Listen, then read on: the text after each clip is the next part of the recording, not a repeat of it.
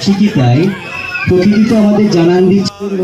মন ময়ূরে নাচে ময়নাটিয়া ডাকে পলাশ ময়নাটিয়া ডাকে পলাশ বনে বসে আমায়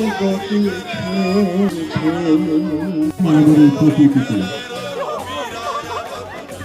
ঝরনার এক প্রান্ত করে অক্ষরে বিশ্বকে আর এক প্রান্ত করে জলা